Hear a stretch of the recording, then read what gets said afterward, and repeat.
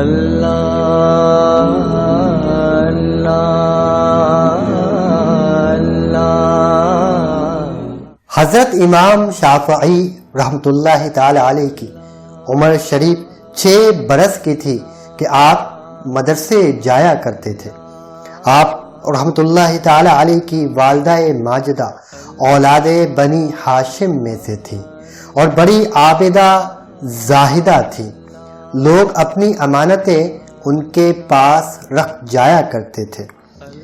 ایک روز 2 شخص آپ کی والدہ کے پاس آئے اور ایک صندوق بطور امانت ان کو سونپا اور دونوں چلے گئے۔ چند دنوں کے بعد ان میں سے ایک شخص آیا اور کہنے لگا کہ صندوق دے دیجئے۔ ان کی والدہ نے اسے صندوق دے دیا۔ پھر چند روز کے بعد دوسرا شخص بھی آیا اور وہ صندوق مانگنے لگا۔ امام شافعی رحمۃ اللہ تعالی علیہ کی والدہ نے فرمایا کہ تمہارا ساتھی آیا تھا اور وہ یہ صندوق لے جا چکا ہے۔ اس پر اس شخص نے کہا کہ کیا ہم نے آپ سے یہ نہ کہا تھا کہ جب تک ہم دونوں نہ آئیں صندوق نہ دیجیے گا؟ انہوں نے کہا ہاں بے شک تم نے کہا تو تھا۔ اس نے کہا پھر آپ نے اسے کیوں دیا؟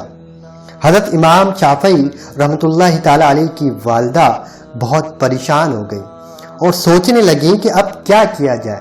چنانچہ وہ اس شش و پنج میں مبتلا تھیں کہ اتنے میں حضرت امام شافعی رحمۃ اللہ تعالی علیہ مدرسے سے تشریف لے آئے اور آپ رحمۃ اللہ تعالی علیہ نے والدہ صاحبہ سے پوچھا کہ آپ پریشان کیوں ہیں؟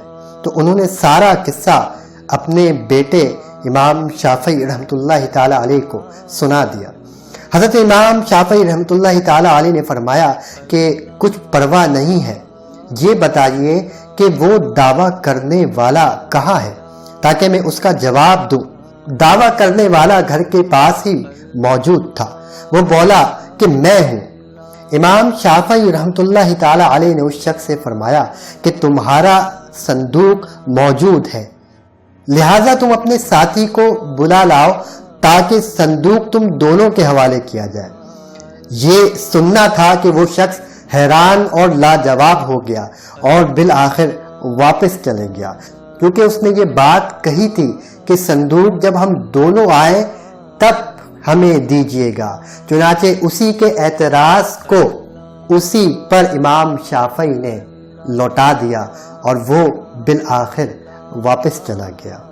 یہ تھی امام شافعی کی حیرت انگیز ذہانت کہ انہوں نے کس طرح 6 برس کی عمر میں اپنی والدہ کی اس پریشانی کو چٹکی بجاتے ہی حل کر دیا۔ روشنی روشنی تاریخ کی روشنی،